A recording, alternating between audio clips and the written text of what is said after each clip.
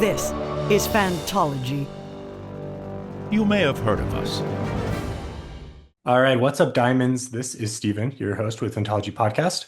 I have my lifelong friend Ben on, and we're talking about A Judgment of Powers by Benedict Jacka, third book in the Stephen Oakwood series.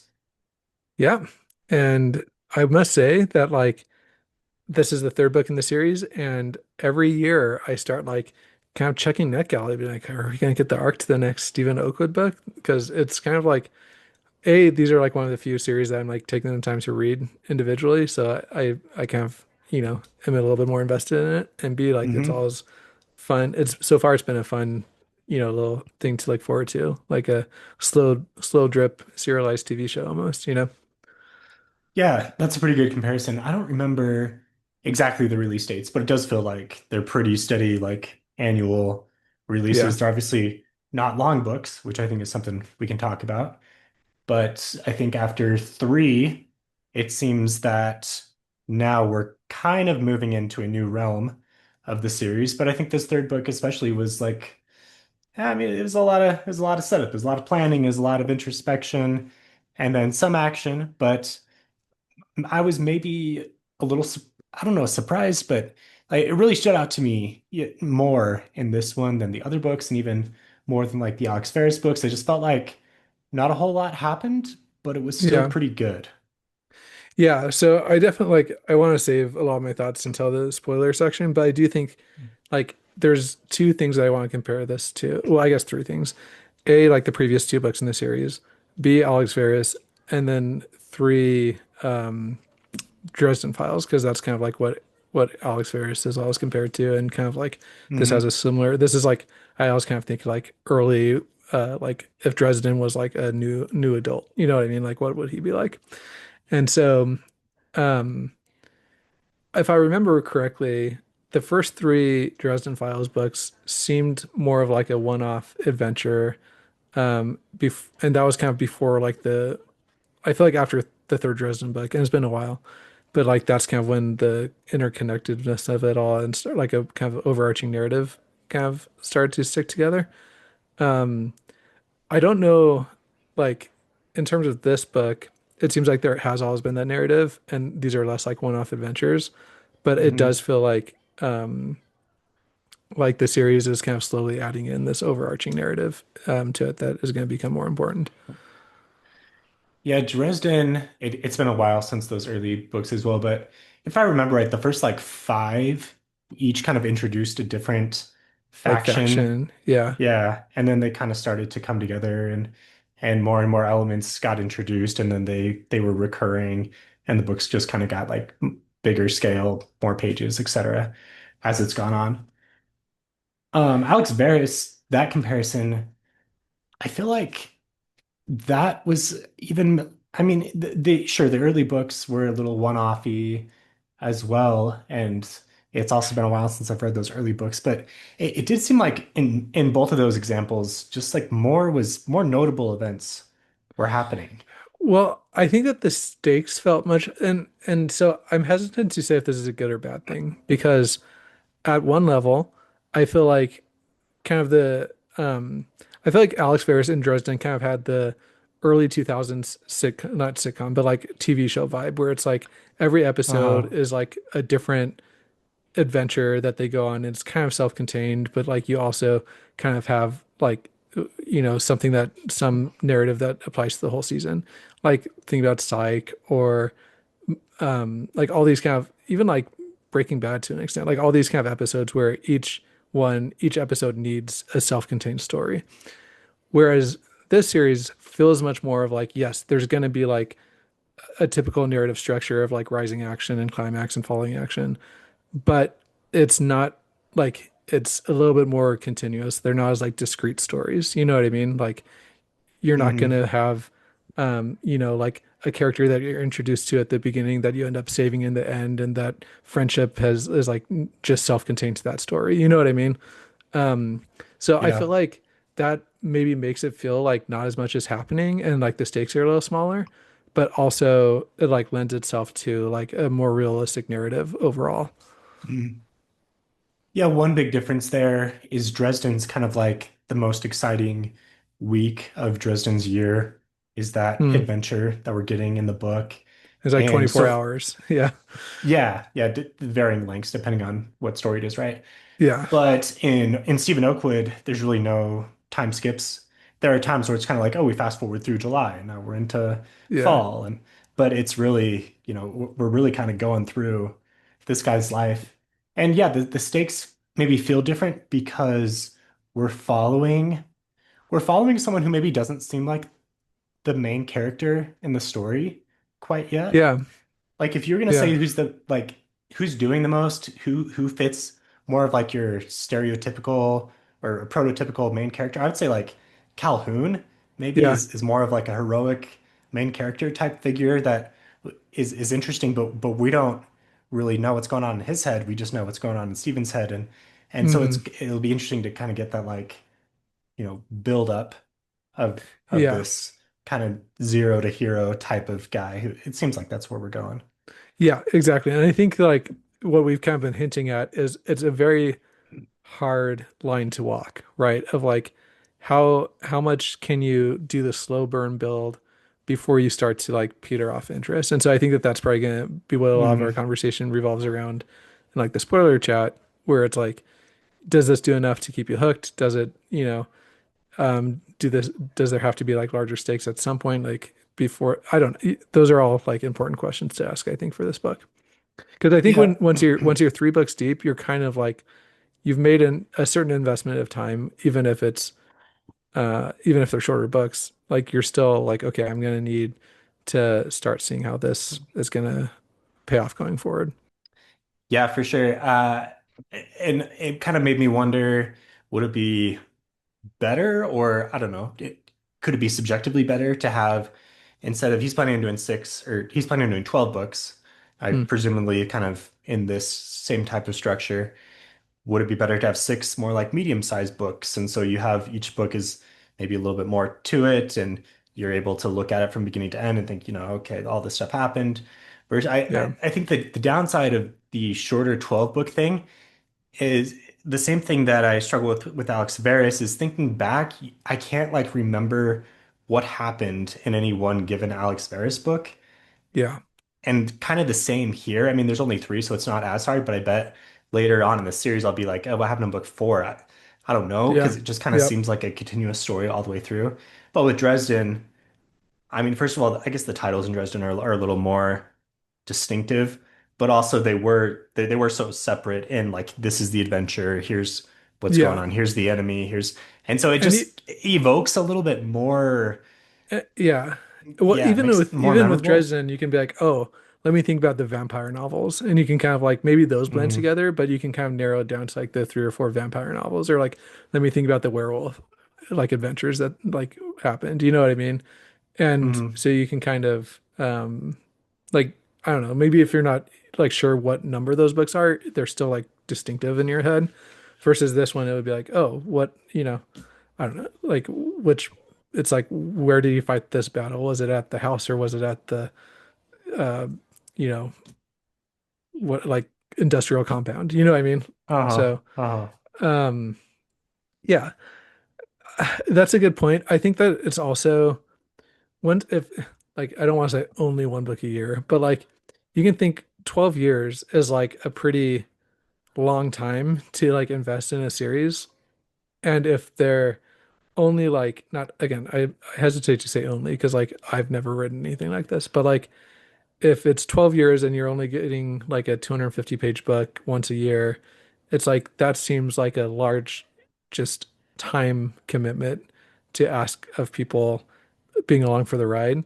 Now, like if you come into it 15 years from now and you have like a complete set of 12 books that you can just burn through, that's great. You know what I mean? But like Mm. us going through it right now, it's like, okay, I'm good. Like I have to refresh like I kind of have to like watch like previous Fantology episodes, figure out what happened before because it's been a year, and then read 250 pages and then wait another year. You know what I mean? So Yeah, I didn't feel like I had to refresh too hard on the first two. Like it does it's not so complex that you need that, and there's a it's lot not of kind of super. rehashing of Yeah. things that, but the rehashing is done pretty well, I think. But I Yeah. mean, to your point, that's how we did Alex Veris. I don't think we were waiting for No, yeah. were we waiting for like any of I think them? the Maybe the last, last one? maybe the last one. Yeah, I think we kind of saw Hmm. that like the last one was going to be coming out, so that's why like one of the reasons that started us reading. But Okay. yeah, um, but yeah, I mean, I really enjoyed just having like those books. I like went through in like a summer, and they were super fun to just like, all right, next one, you know. Yeah. So, um, Yeah, very bingeable. yeah, very bingeable. Okay, so like, do we want to give a rating for this before we start spoiler talking? Yeah, I think I'm coming in at a pretty average 7.5 out of 10. It was a very engaging story, even though there were really only two or three big memorable events. But I think the Steven character really kind of sucks you in, and being in his head is really interesting the whole time. And even like the small stakes stuff, or well, seemingly small stakes stuff, big stakes to this to our one main point of view character. Hmm. It's really interesting and really draws you in. I wouldn't say like captivating maybe is maybe like too strong, but it was something that was easy to read, and I always wanted to come back to as I've been Yeah. reading for the past few days. And then I do think maybe a little more length, a little more meat on the bone could make for a stronger story. Yeah. So this is hard because it's always like, I mean, just rating anything is hard. And I kind of always try and rate things for like kind of two things, like what I think they're setting out to do and like my overall enjoyment from it. So for like what this is setting out to be like a shorter book that, you know, maybe is following like a 21-year-old guy who like is going on adventures. I think, yeah, 7.5 is a good rating. But like if I compare it to like some of my greatest like favorite books of all time, I would probably give be like a 5.5 or 6.5, just because like you're saying, there's not as much like meat on the bone to it. You know what I mean? Mm, Um, but then like if I think back about like what the series has potential to be, and like if I think back to like Alex Ferris as a whole, that would be like saying up like 8 to 8.5. And so I'm kind of it's kind of a hard thing for me to like kind of take the slice of a book and like give it a rating just for itself. And that's why it like might yeah, appear lower than what I would want it to appear like in the whole. You know what I mean? So yeah. Yeah, I yeah. think that's totally fair. As you were talking through that, I was thinking of a similar book that I just read, the new Travis Baldree book, which I think is Oh, Breadknives and Brigands and Breadknives, I want to say is the name of the yeah. book. Similar in the sense that the stakes are a little bit lower. That's a shorter book. We're just following one character, And that's and the I cozy enjoyed this fantasy, one. right? Yeah, it's cozy fantasy, so Yeah, yeah. urban. So some differences, but Yeah. I think a lot of the discussion points that we just went through could kind of apply to both. And I enjoyed A Judgment of Powers like quite a bit more. I Okay. thought it's just a lot more engaging. So even though it was shorter, I was there for it. Yeah. Yeah. And it's kind of interesting because I don't know. This is kind of a weird comparison to make, so maybe discount this. But like, I kind of felt like this book was like if you took the Name of the Wind and just focused in on like Quoth's money troubles and like compiled those chapters together with Uh-huh. like with a climax at the end. That's almost what I felt this book was. You know what I mean? Like, Mm, it's like, okay, we're like enjoyable writing, like kind of an enjoyable character to get to know, but like definitely has some annoying quirks, but like you can see yourself in him pretty easily. You know what I mean? hmm. And yeah, so I don't, again, kind of a weird, comparison, but No, yeah, same vibes in like slice of life, yeah. smaller stakes a lot of times. Yeah. Yeah, I could And see it. kind of thinking about it, it's kind of interesting because a lot of the books that like capture the slice of life thing, kind of like cozier feel, are like the Harry Potters, or like you go to like some far off place and kind of like that's where your new home is. And I feel like it's cool that this book managed to capture a similar feeling, but just being in like Steven's hometown. You know what I mean? And Mm, so I like I'll also give it props for that. Like you are kind of like feeling like a slice of life without having to go like a magic school or something. yeah, yeah, good point. Yeah, in those slice of life books, I'm often thinking like I don't really care about the larger plot. I'm just like down to go to potions class Sure, next yeah, week and, write my 10 inches on Bezoars or whatever. yeah, So yeah, it's a genre that I kind of enjoy. for sure, for sure. Okay, moving into spoiler territory, it's not often. So I'm going to start off with some negatives, so I'm sorry, but it's not often that I like text somebody wanting to talk mid-book. Like normally I just read my book and I like kind of want to have like a self-contained opinion of it before I come and talk to you. Okay. But like if you remember, I texted you. I'm like, hey, have you started reading this? And you're like, no. And I'm Right. like, "Ugh, I want to talk about it. And that was because I was kind of disappointed by the meeting with Steven's dad. And I'm You wondering if felt you, it was too info dumpy or just too sudden or yes. So kind of all of the above. For sure, too info dumpy. I feel like this is like all of a sudden we're getting all the information that we never had about the winged, and it's just like being dumped on us. Yes. So yes to the info dumpy. But also like Steven's dad was like this mystery that spanned the first two books and ended on like such a cliffhanger. And I feel like it was super anticlimactic, where it's like, okay, the first couple of chapters of the new book, and like all of a sudden we're just like in a living room with mm, him. And it felt like there needed to be more work to get there. And it also felt like, dude, you couldn't just like slip your son a burner phone, or you couldn't have like found some way to like help him. Like you clearly wanted him to contact you like through email or whatever, but like you just failed completely at your goal and then like stay failed for years. Like this doesn't like really pass the smell test a little bit. I so that those were my two kind of like very strong mm. opinions about that meeting. Yeah, I think it is a little frustrating that this was really what the whole series revolved around in the first two books. Yeah. And then book three, here we go. And there's no real lead up to it. It's just like page one, here I go to meet my dad after Yeah. the previous events.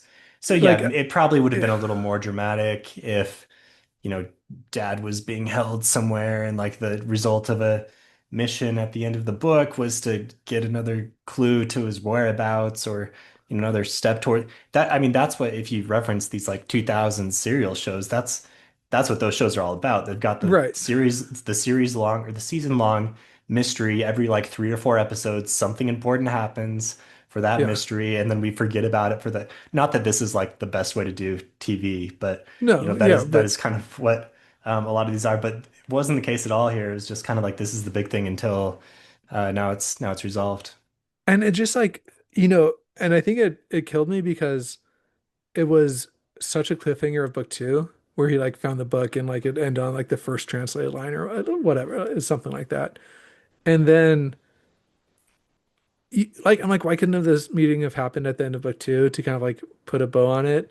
Like if it was just going to be like kind of a nothing burger of book three and just like a means of info dumping, then like I wish that I wouldn't have spent like, not that I'm thinking about these books like every day, but like there's times throughout the year where I'm like, oh, I wonder how Steven's gonna find his dad. You know what I mean? Like that's pretty crazy.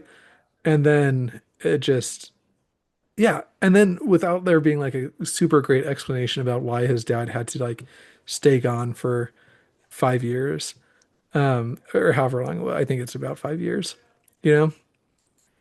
I mean, I guess that for me is a little bit of a redemption of this whole thing. Like it's not all out in the Yeah. light yet. There's some more mystery to it. There's some reason that his father feels he can't tell him everything. Not I'm really. It holding seems like out. his dad's telling him everything. Like, Well, he's like, I've got to go for a while. I can't tell you what's going on. okay, There, sure. Yeah. there's he's still pretty deep in with the winged and something. So I'm holding Or out the hope that resistance. there's or some whatever it is that he's doing. I'm holding out hope that there's another twist here, and the role that his father has to play is still not like completely known to us. I no, I agree. But like, I don't know.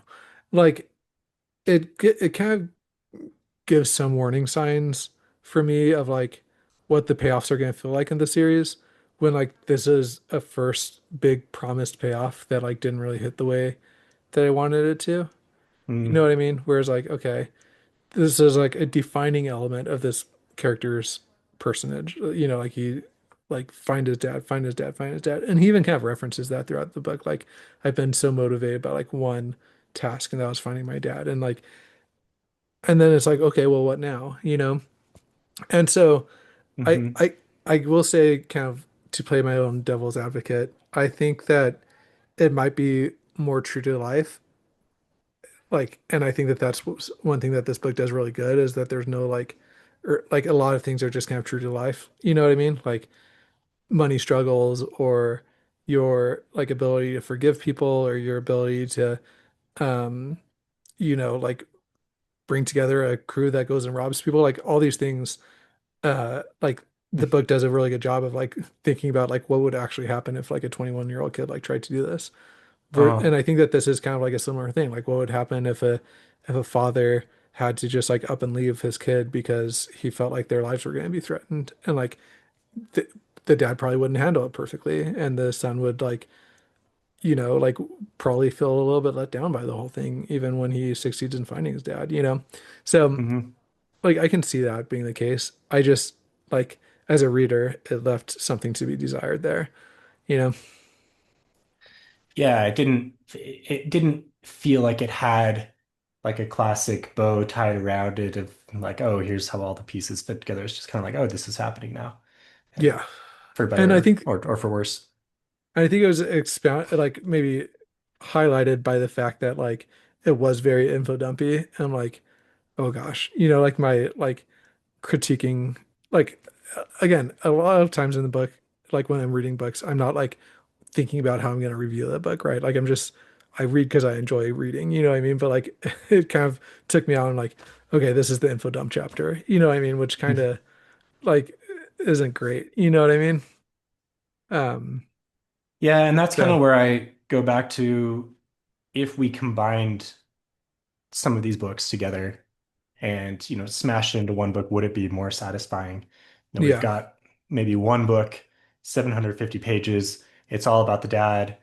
He finds them at the end. Like that maybe has a more traditional arc to it than Yeah, it's like three books that we're all kind of like reinventing have, the yeah, wheel. Yeah, yeah.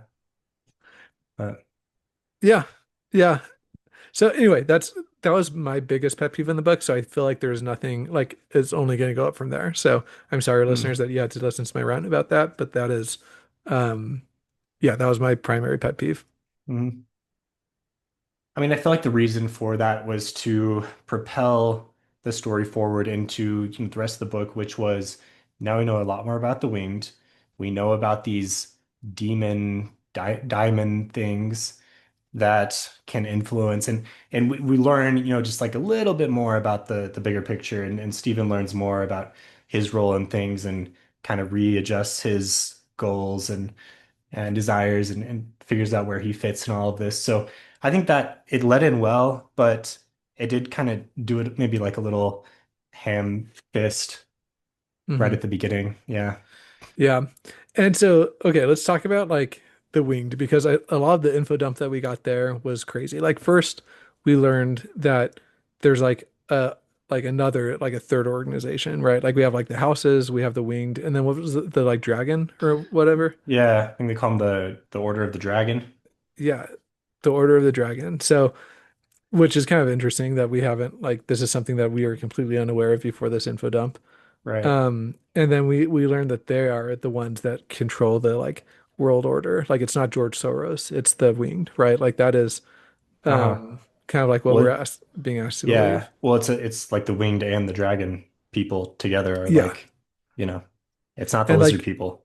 it's not the lizard people. And so and maybe like they have different factions and like so maybe they're not all as unified, but like overall they control what we watch, what we listen to. They control like it's basically the classic um like conspiracy theorists, deep state.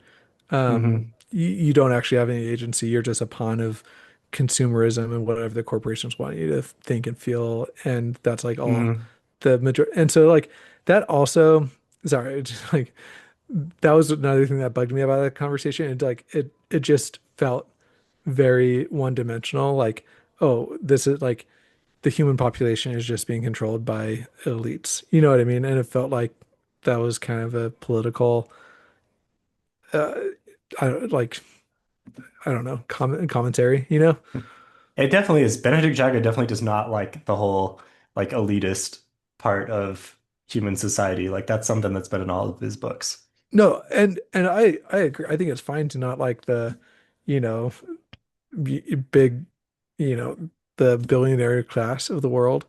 But like Uh-huh. when I think that like where it starts to bother me is to then like assume that like there that starts to like affect people's agency like down to the micro level and or like that they're somehow like that's where it starts to be like feel like a little too preachy to me. Mm. You know what I mean? Like I think it's fine to talk about like, you know, the Murdoch's buying up Sinclair or what and like messing with local TV stations. Like I think that that's all fair game. It's like when you get to like the human level and like oh most people are just going along unaware that like they're being mind controlled by the evil corp. You know what I mean? Like that's where I'm like okay, this is like a little much, you know? Mm. Yeah, I guess we'll have to see how this progresses, but that's the I get that vibe. Like that Yeah. kind of feels like the end game is going up against Evil Corp. Yeah. Like yeah, for sure. And I do like kind of how Steven has to wrestle with the fact that like on his own he's not going to be able to make that much of a difference but like he also doesn't want to be a part of like evil like any of the three evil corp TMs, you know what I mean? Like those are Uh, and I think that that is like a wrestle like something that you know like we all wrestle with a little bit is like how do we survive in like a capitalistic corporate world with still maintaining like some values like some set of values. Like I think that that right. is like an important like you know, if you're like shooting for political commentary, like that's something I quite enjoy, you know? Hmm. Yeah, yeah. And he comes to realize that, the Ashfords are really a very lesser evil, even though by the end Charles has manipulated him into, serving the Winged and the Yeah. Ashfords in a way that he didn't really want to. I thought that ending was pretty good and sets up really well for like the next arc of the story. Yeah. Well, okay, here's a question for you, Stephen. Who did the car bombing? Yeah, I don't know. Were we so like it You're still seemed a like it child, was Stephen. You're yeah. still a child. Was I what do you know? I Did I don't miss know. something? Like No, I that's what yeah. So that was a little yeah. you know, and I'm sure do you have any theories? I mean, it's got to be someone that he knows based I off of think that reaction. I think it's the grandpa, like what's like main Ashford guy. You think it's Charles himself? Charles, yeah, Charles himself, Yeah. you Do know. you get Tywin Lannister vibes with that dude? Oh, yeah, of course. Yeah, and Yeah. who's that guy from the Black Mirror series? Oh, nice. You thought of him too? Yeah, what is his Yeah. name? Andrew Skyle. Yeah, for Yeah, sure. yeah, yeah, yeah. Yeah. Like just total like guy sitting in the corner in the shadows Uh, all day, just like oh, for machinating, sure. you know? Yeah, I like this character a lot. I Yeah, think especially yeah. it's nice to see like little I mean, I don't know, would you agree with this? Do you feel like we've seen little glimpses of humanity and like, you know, ability to or willingness to sacrifice anything for the family and the house type of thing? Like I think that stuff's interesting. No, I did too, especially like when we kind of learn about how the house came about. You know what I mean? Like it's kind of always been on the fringes and how he's kind of built it up and he's like very concerned about legacy at this point Hmm. like it's yes I think that that is a very interesting dynamic character especially when you realize that like oh this character might actually care about people but only if you like prove yourself to him, you know what I mean? Yeah. Like he's Yeah. not going to take his time to care about like a you know bastard orphan son, you know, not to quote Hamilton, but he's not going to care. Like he's just going to set that to the side unless that person can like make his way into his orbit and kind of prove himself, you Hmm. know? Hmm. And I think at one point Stephen's reflecting upon him like skipping over the entire second generation. I I feel like the implication there is that he didn't see anyone of value in that Yeah. generation is like able to lead the house and I guess the jury's still out. What do you thinks of Calhoun? Calhoun seems pretty capable, and I like this guy quite a bit as well. But maybe he's Charles still not completely sold on him. Yeah. Yeah, I think there is some merit to that. Like how he's like, oh, my daughter, like, you know, like blew up with running off with this guy, and then like hmm her new husband is just kind of a goober. You know what I mean? Um, yeah. Because did he have any other children? I don't remember the whole family tree. He had like a brother that like went off and was like a mercenary, I think, right? And kind of came Hmm, back, and yeah, I want to say that that happened. could be. I feel like this book is missing a glossary at the end, just like a No, it character does have a guide. glossary, but it doesn't have, yeah, like it needs like a family tree. Yeah, yeah, family tree type of thing. Yeah, Yeah. just to remind, because there are a lot of names that were thrown around. Like some people didn't even really appear in this book, but had shown up in previous books, couldn't quite remember who they all were. Not a big deal, but yeah. So I think one other thing that I wish was stronger with this book was like the found family element. Like I was waiting for like Colin and Ivy to like pull off a really Yeah. cool raid, and like they did, but that like almost seemed like it was a warm-up raid. Like not really, but I mean kind of, they went and they did the thing, and Ivy was cool because she waited for him, but then like after that they were kind of absent from anything else, you know? Yeah. I mean, the book was pretty much over, but Ivy also just disappeared for a while. She seems to have some kind of mysterious past, family life, something going on as Yeah. well.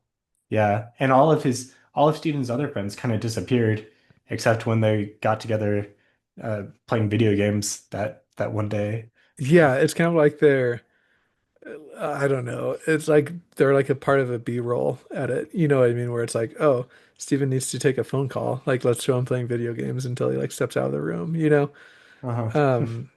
Yeah, so I think that like it did feel like there was almost two books going on, or not really two books, but it was like, let's have him do this whole like Ocean's 11 type, assemble a crew, go try and find buyers and do all these things, and that kind of falls apart until they find some success. But then right after that, it's going to be like, okay, the actual overall plot is going to start like taking over and kind of shove those characters to the side. Mm. Like I wish that Ivy and Colin would have come out and helped him in some way with his like fight with Calhoun. You know what I mean? Like that would have, like, I was waiting for that to happen. You need more world colliding type of stuff. Yeah. Yeah. I feel like we're getting there in the future, but the characters aren't really ready for that quite yet. You know, Yeah, Colin but and Ivy need to get more capable first. I mean, that's probably true, but they spend a lot of time together, this book. Like all their time like scoping out, and I don't so yeah, but again, this goes back to like our overarching theme is like knowing, like, kind of trusting that the slow burn will pay off. You know what I mean?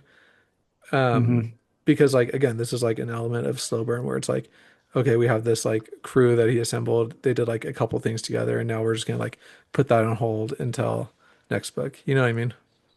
Right, right.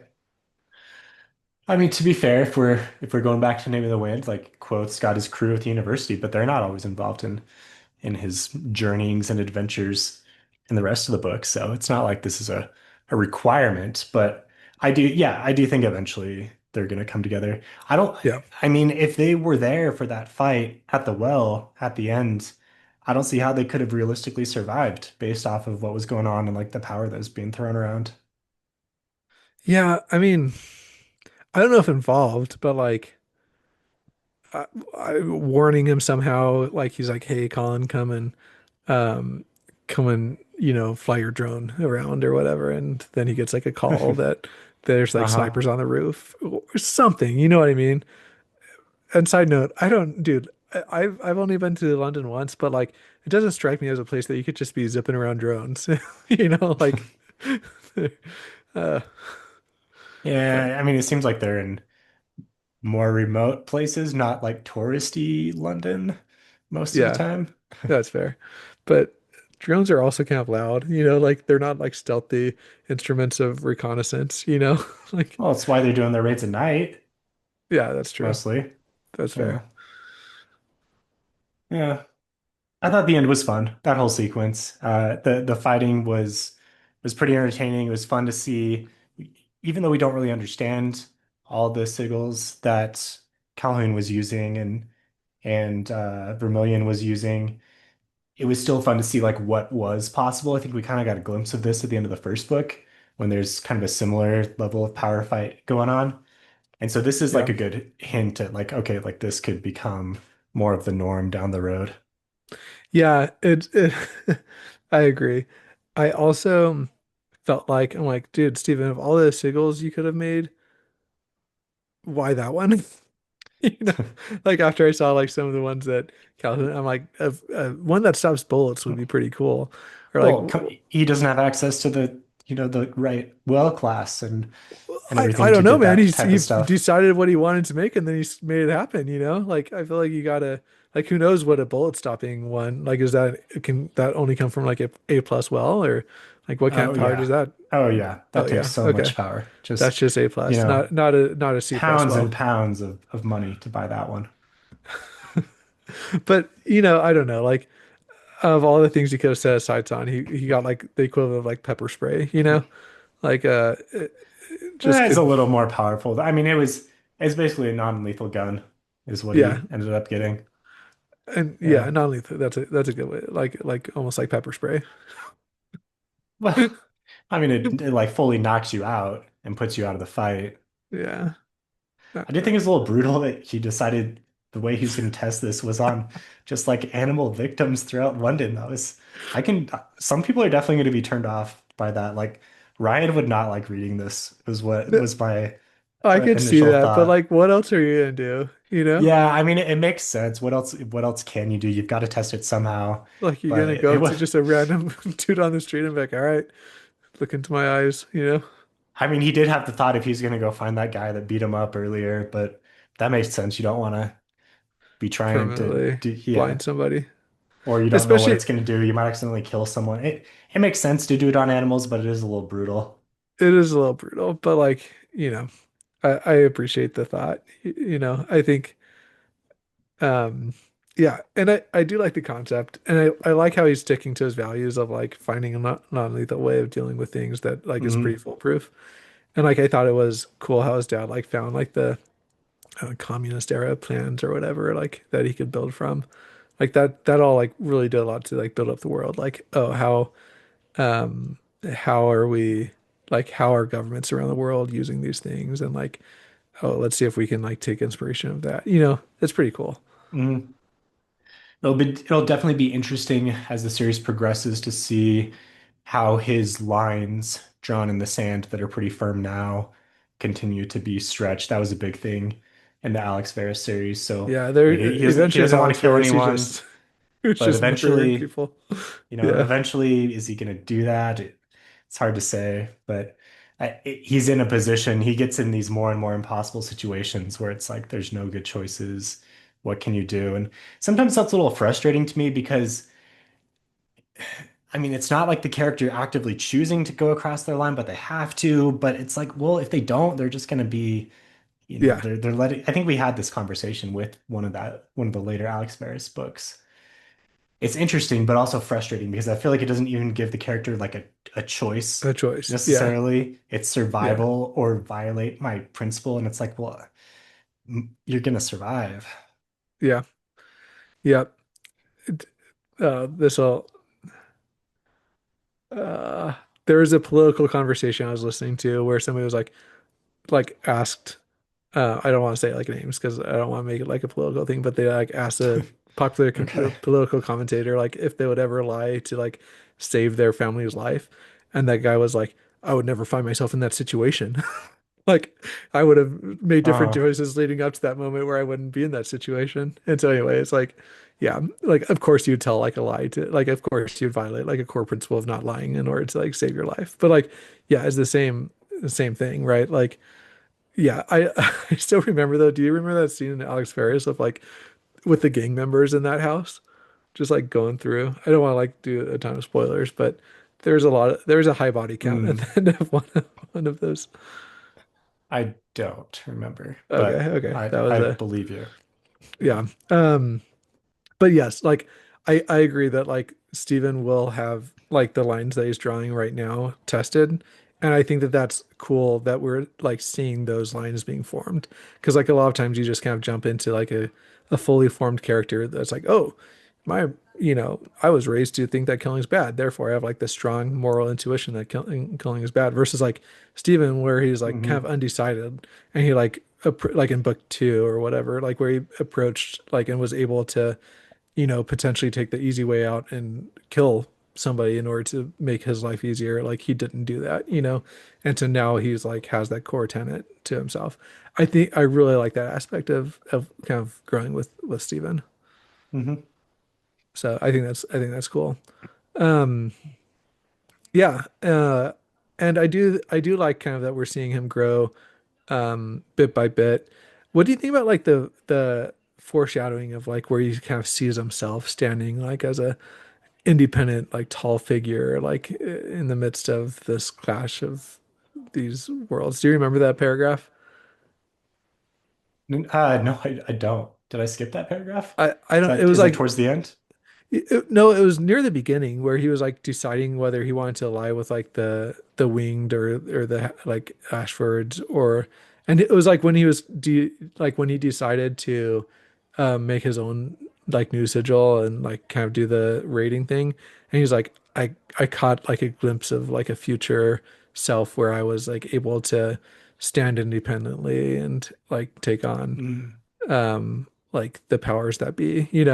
And I don't know, like Hmm. it felt like a weird mixture of like foreshadowing, like kind of almost like Stephen King foreshadowing, and like maybe like the delusions of grandeur that like we all have at that age. You know what I mean? And so I wasn't sure what to make of it. I was like, this could either be really cringy or like kind of cool that like you're kind of depicting like a emotional state that a lot of people find themselves in at that age. So Hmm. I don't know. Yeah, it was kind of almost a throwaway, not throwaway, but like it was a smaller aspect to that decision for him to pursue Well, it that. definitely characterizes what he's trying to go for. I just I don't think he's going to find himself in a situation where that becomes a possible future. Seems like he's just getting deeper and deeper in, and his intentions are good, but But yeah, he's but I just don't know kind if of, like if we compare it to kind of like Alex Varys and Dresden, like that's kind of what they ended up managing. You know what I mean? Kind of like threading the needle between all of these like factions of people and kind of being like an element in and of themselves. You know what I mean? So like that's why I'm almost like prone to believe that that's what Steven's story will mm, become too. okay. And Yeah. he's almost like starting like being the middleman between Ashford's and the Winged at the end of the book. It's almost like setting himself up to do that. You know what I mean? Like Well, I mean, his role is to be a liaison between the two. So, yeah. Yeah, so yeah. it's kind of like I haven't fully had to commit one way or the other. Hmm. Yeah, Um it honestly seems like a fulfillment of a lot of the goals that he was writing down like halfway yeah. through the book. So, Yeah, I feel like he's done that a few feels like different a times. decent situation to be in, Yeah. honestly. Yeah, Hmm. I'm kind of bummed that like Father Hawk didn't have any more words of wisdom for him, apart from like his mandatory stop in at, like near Yeah, the beginning. Father Hawk is definitely pretty deep into this whole like otherworldly being, whatever is going on here. This guy's, yeah, Yeah. hard to say who he is or what he is, but yeah, there's a lot of supernatural vibes around this dude. Yeah. Also like the only person that's like willing to actually like explain anything that's going on to Steven, like even though we don't know how he knows anything. You know what I mean? He's like, well, the way that your spiritual gift actually works is by like changing the genetic makeup of your brain. And like, Uh, he was like, okay, like, I guess that might be true. Like, but how, like, how do you yeah, know this? You know? Like, and if that's true, then like, how come, this other guy can like hypnotize people? Like, does he also have like modified genetic makeup that allows him to like hypnotize people? Kind of interesting. All right. I feel like that's a wrap for Yeah, Judgment of Powers. Yeah. I'm Cool. already looking forward to book 3 or book 4, I mean. Yeah. Yeah. Roughly a year away. I mean, can't complain. A book a year. That's exceptional these days.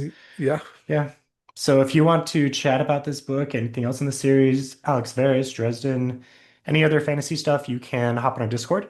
Invites are in the episode description below. Until next time, see you later, Ben. So, yeah.